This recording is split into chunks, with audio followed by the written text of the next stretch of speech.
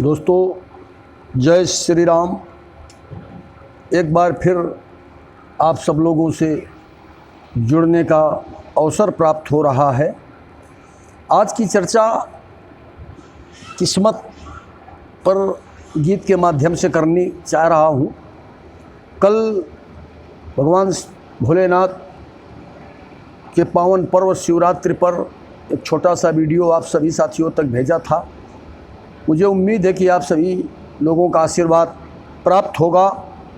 और आज का वीडियो जो है हमारा वो समय पर है, यानी समय अगर किसी का भी खराब हो सकता है, परिस्थितियां अनुकूल और प्रतिकूल हो सकती हैं। बस इसी स्थितियों के अनुकूल और प्रतिकूल होने पर हमें अपना संयम, अपनी मानवीयता और अपनी जीवन जीने की पद्धति को नहीं छोड़ना चाहिए। यही हमें अपने साहित्य ग्रंथों से, महापुरुषों के जीवन से और अपने सांसारिक व्यवस्था से सीखने की ज़रूरत है। जैसा कि हर समय के कालखंड में हमारे तमाम उन महापुरुषों को जिनको आज हम नमन करते हैं, प्रणाम करते हैं, जो आज हमारे आदर्श महापुरुष हैं, उनके जीवन में भी समय ने अपना दुष्प्रभाव दिखाया है। लेकिन यही महानता है कि उन लोगों ने अपनी जीवन पद्धति को, धार्मिक व्यवस्था को और इन सब चीज़ों को खराब नहीं किया। इसलिए मैं समय और किस्मत के बारे में, समय का बहुत बड़ा मूल्य होता है जीवन में। जो भी व्यक्ति समय की कीमत जीवन में करना सीख गया, समय से चलना, समय से सोना, समय से जगना, समय से स्नान, समय से भोजन, समय से समुचित नींद, समय से अपना दैनिक कार्य करना, चाहे वो नौकरी हो, व्यापार हो या खेती किसानी हो, छोटे छोटे व्यापार हों या अन्य जो जिस जगह जीवन यापन कर रहा है। समय का जीवन में एक बहुत बड़ा मूल्य है और हमें समय की कीमत को पहचानना चाहिए। और जिस भी व्यक्ति ने समय को नहीं पहचाना, समय का सही उपयोग नहीं किया, हम या हमारे उन तमाम साथियों के जीवन में जो उठापटक होता रहता है, ये समय का दुष्प्रभाव है।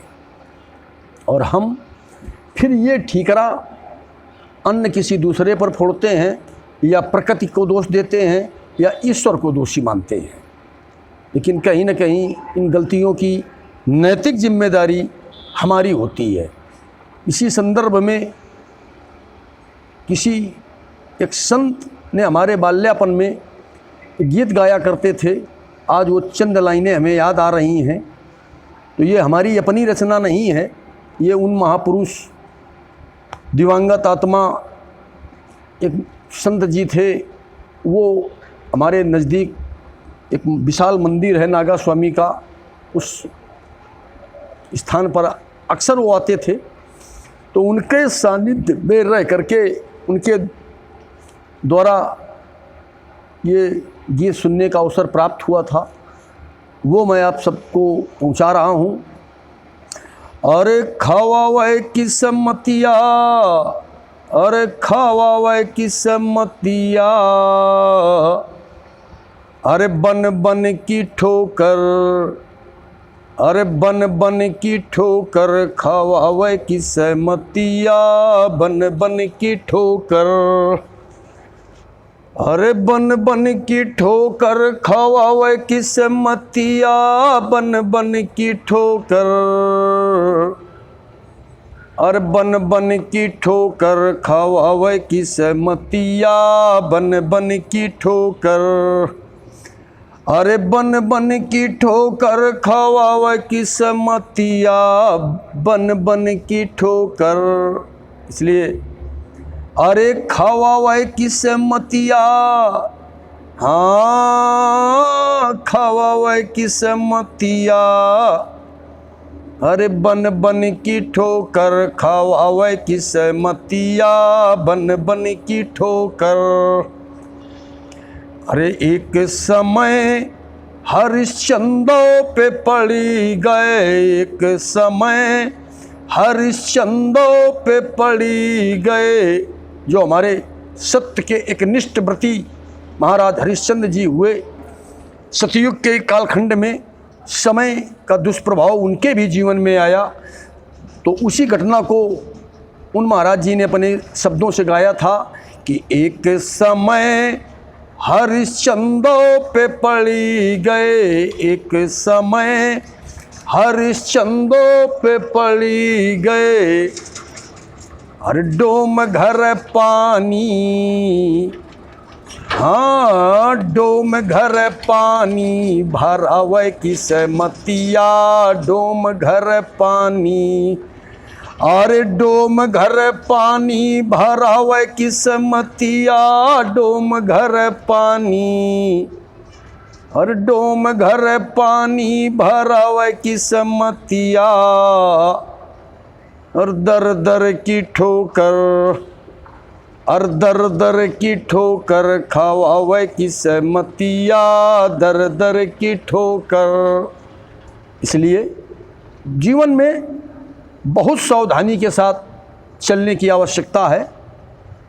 अरे दर दर की ठोकर, अरे दर दर की ठोकर खवावे किस्मतिया, दर दर की ठोकर खवावे किस्मतिया, दर दर की ठोकर खवावे किस्मतिया, खवावे किस्मतिया, खवावे किस्मतिया, और दर दर की ठोकर खवावे किस्मतिया। एक समय मोर ध्वज पर पड़ी गए, एक समय मोर ध्वज पर पड़ी गए। अरे सर पे आरा, अरे सर पे आरा चलावे किस्मतिया, सर पे आरा चलवावे किस्मतिया, दर दर की ठोकर, हर दर दर की ठोकर खवावे किस्मतिया, दर दर की ठोकर। अरे खवावे किस्मतिया, खवावे किस्मतिया, और दर दर की ठोकर खवावे किस्मतिया। और तीसरे महापुरुष हमारे हुए, एक समय प्रहलादों पे पड़ी गए, एक समय प्रहलादों पे पड़ी गए। अरे आगमन ही दईहा, अरे आगमन ही दईहा जलवावे किस्मतिया, आगमन ही दईहा, अरे आगमन ही दईहा जलवावे किस्मतिया। दर दर की ठोकर, हाँ दर दर की ठोकर खवावे किस्मतिया, और दर दर की ठोकर। तो दर दर की ठोकर खवावे किस्मतिया, और दर दर की ठोकर खवावे किस्मतिया। एक समय राजा रामों पे पड़ी गए, एक समय राजा रामों पे पड़ी गए।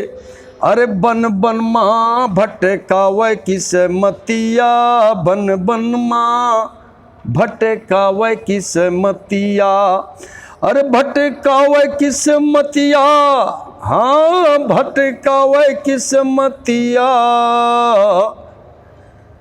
अरे बन बन माँ भटकावे किस्मतिया। एक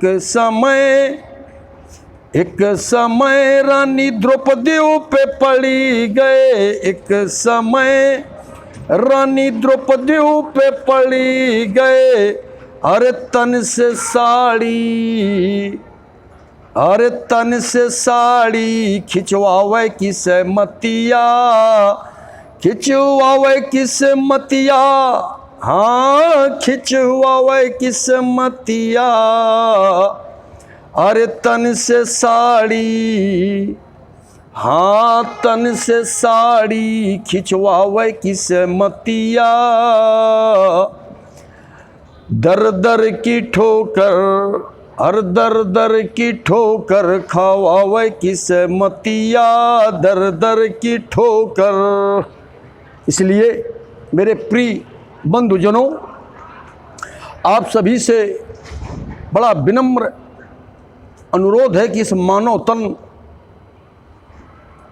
को हम व्यर्थ में एक पल भी न गंवाएं। समय की ताकत को महसूस करें और ईश्वरीय संविधान से बंद करके उससे डरते हुए प्रकृति के प्रकोप को हमेशा सामने रखते हुए हम अगर जब अपने जीवन को जीने का प्रयास करें, मेरे इस गीत और जो भी कुछ चर्चा मैं आप सब तक भेजता रहता हूँ, उसका सिर्फ मेरा एक मकसद है कि अभी हम बहुत भटके हुए हैं।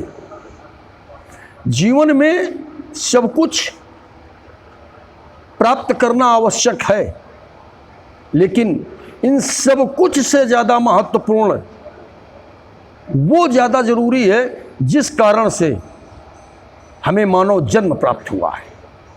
ये समझ लेना और इसकी उद्देश्य को प्राप्त कर लेना, ये सबसे ज़्यादा ज़रूरी है।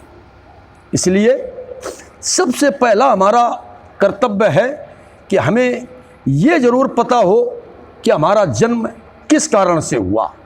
मृत्युलोक में अगर परमात्मा ने हमें भेजा है मनुष्य के रूप में, तो कुछ अच्छा करने के लिए। समय, कर्म, ये सारी चीज़ें जितनी ईश्वरीय संविधान के तहत आती हैं, ये सब में हमको बांधा गया है।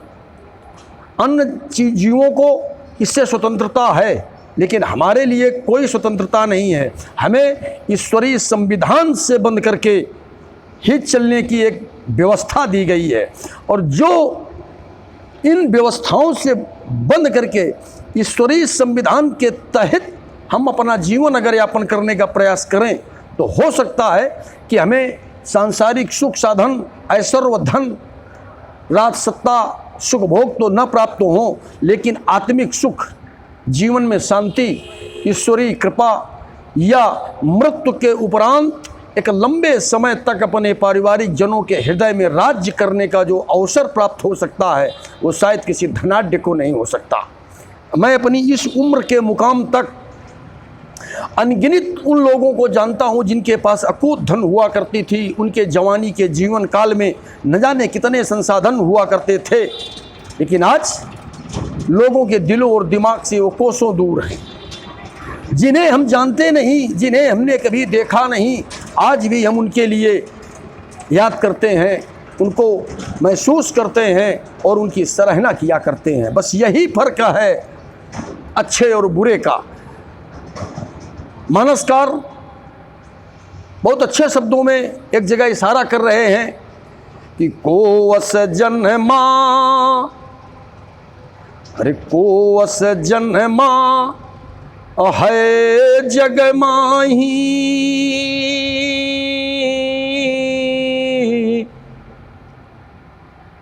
कि प्रभुता पाय का मद नाही।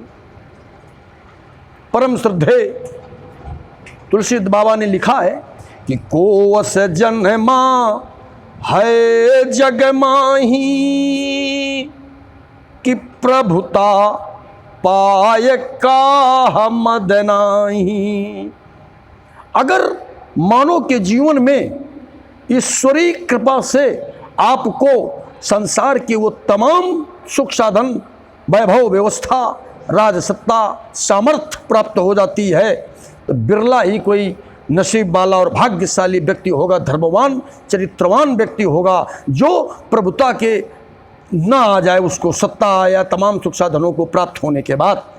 मैं जो देख रहा हूँ अपने देश का हाल, अगर कहीं छोटी सी भी राजनीतिक ताकत मिल गई, कहीं अगर हमें थोड़ा सा ज़मीनी ग्राउंड से उठ करके आर्थिक व्यवस्था में मजबूतीकरण हो गया, या जनबल हमारे पारिवारिक लोगों का सामर्थ्यवान बन गए, तो हम अपने से कमज़ोर, निरीह, गरीब, ब्राह्मण, महिलाएं, बालक या अपने तमाम धार्मिक व्यवस्थाओं पर कुठाराघात करने से नहीं चूकते। हम अपने इस सामर्थ्य का इस्तेमाल निरीह, कमज़ोर, दीनहीन पर करते हैं। बस यही इस समाज की विडंबना है। ज़रूरत इस बात की, और ये कमियां कहाँ से पैदा हो रही हैं, जहाँ तक मैं समझ पा रहा हूँ दोस्तों, कि धर्म की जानकारी का अभाव होना। आज लोग, शिक्षा का दौर बहुत तेज़ी से बढ़ रहा है। मैं इसका स्वागत करता हूँ कि टेक्नोलॉजी दुनिया में नए युग की रफ्तार में हमें भी उसी रफ्तार से चलना और दौड़ना पड़ेगा। लेकिन एक बात ध्यान रहे, मैंने जो अनुभव किया है कि बेशकीमती ऊंचे महलों में, बहुत खूबसूरत बेशकीमती महलों में रहना तो अच्छा है, लेकिन उससे भी अच्छा है जो उस महल से पुराने मकान की तरफ जाने वाले रास्तों को याद रखना, ये उससे भी अच्छा है। ठीक है, हम सुदूर ग्रामीण अंचल के किसी छोटे गांव में पैदा हुए, मध्यम गरीब परिवारों से उठ करके शिक्षा प्राप्त की, ईश्वर की कृपा हुई, हमारे उन प्रयासों को देखते हुए ईश्वर ने कृपा की और हमें एक अच्छी नौकरी मिल गई, या कोई हमारा बिजनेस स्टैंड हो गया, पैसे का आना, साधन, धन, यश, इन तमाम चीज़ों का मैंने संसार में अर्जन कर लिया। लेकिन हमने अपने वो पुराने रिश्ते, वो अपनी मर्यादाएं, वो अपना प्यार, लोगों के बीच का उठना बैठना, सामाजिक परंपराएं, क्षेत्रीय ज्ञान, जो कुछ भी था हमने खो भी तो बहुत कुछ दिया। तो बस यही समन्वय बनाने की ज़रूरत है। इसलिए मेरे प्रिय मित्रों, साथियों, आप लोगों से विनम्र अनुरोध है कि आप इस भौतिक संसार में, इस भागती हुई दुनिया में आप पीछे न रहें, आप भी उतनी ही गति से दौड़ें, क्योंकि राष्ट्र हमारा किसी भी राष्ट्र से पीछे नहीं होना चाहिए, किसी भी तरह से, चाहे वो सैन्य शक्ति में हो या सैन्य की व्यवस्थाओं को मजबूत देने के लिए जो मशीनरी है, या राजनीतिक सत्ता शक्ति है, या अन्य जो भी सेक्टर हमें ज़रूरत पड़े, हम विश्व के किसी भी मुल्क से पीछे न रहें। इस गति से भी हमें चलना आवश्यक है। लेकिन प्रिय मित्रों, ये भी हमें ध्यान रखना है कि हम अपनी मूल सभ्यता, मूल कल्चर, अपनी मातृभाषा, अपने राष्ट्र, अपने देश प्रेम को भी मत भूलें। विदेशी कल्चर में इतना न संलिप्त हो जाएं कि हम अपनी माँ को माँ कहने में शर्म करें, हिंदी भाषा को इतना अपमानित न करें जिससे हम हमारा वर्तमान, भविष्य और भूत तीनों इसी से जुड़े हुए हैं। इसलिए मैं अब समय अभाव होने के कारण बस अपनी बात को यहीं से ख़त्म करना चाहूँगा। बस चलते चलते अंतिम में वही महात्मा जी की 2 लाइनें आप लोगों को, साथियों को याद दिला दूं कि अरे खावा वह किस्मतिया, हाँ खावा वह किस्मतिया, अरे बन बन की ठोकर, अरे बन बन की ठोकर खावा वह किस्मतिया। अच्छा, एक चीज़ और है, जो गीत के बीच में बार बार आता है कि बन बन की ठोकर खवावे किस्मतिया।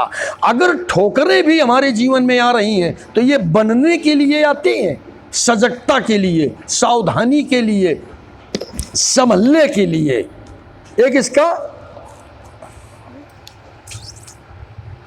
ये भी अभिप्राय है कि बनने के लिए, सुधरने के लिए अगर हमें कोई ठोकर लग रही है, एग्जाम्पल के लिए कि अगर रास्ते में चलते हुए हमारे पैर में किसी ईंट पत्थर की चोट लगती है तो वो ये एहसास कराती है कि गर्दन को नीचे करके और सामने देखते हुए चलें, जिससे कि दोबारा हमारे पैर में ठोकर न लगे। इसलिए कि बन बन की ठोकर, अगर हमारे समय ने हमें किसी चीज़ की दंडात्मक व्यवस्था दी है, हमें पनिशमेंट दिया है, या हमें किसी क्षेत्र में दर्द का एहसास कराया है, तो एक उसकी ये भी व्याख्या है कि वो हमें संभलने, सुधरने, सोचने और समझने के लिए एक छोटी सी चोट दी गई है कि आप सजग हो जाएं, संभलें, या इस तरह की बेवकूफ़ीपूर्ण, अधार्मिकता से युक्त या अपने किसी भी कारण से गर्भ में आकर के किसी को चोट ना पहुंचाएं, बन जाएं, सुधर जाएं। यानी कि बन बन की ठोकर, अरे बन बन की ठोकर खावे किस मतिया। अगर हरिश्चंद्र को ठोकर लगी, समय ने उनको इस हालात पर पहुंचा दिया कि उनको एक मेहतर यानी डोम के घर में घाट में पानी भरना पड़ा। वहाँ अगर ये लापरवाह हो जाते और अगर जरा भी इनके ये भान हो जाता कि मैं किसी राज्य का चक्रवर्ती सम्राट हूँ और एक छोटे से प्रजा के यहाँ मैं ये करूँ, तो हो सकता है कि याद हरिश्चंद्र ना होते और शास्त्र और इतिहासों में उनका नाम स्वर्णिम अक्षरों से न लिखा गया होता।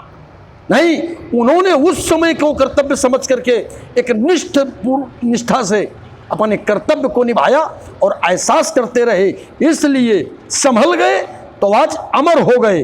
बस यही मैं कहना चाहता हूँ कि अगर समय हमको कहीं चोट दे, कहीं हमें ठोकर दे, तो उसे हम उस प्रकृति का प्रसाद मान करके ये इस तरह ग्रहण करें कि हमें संभलने का एक अवसर प्राप्त किया जा रहा है।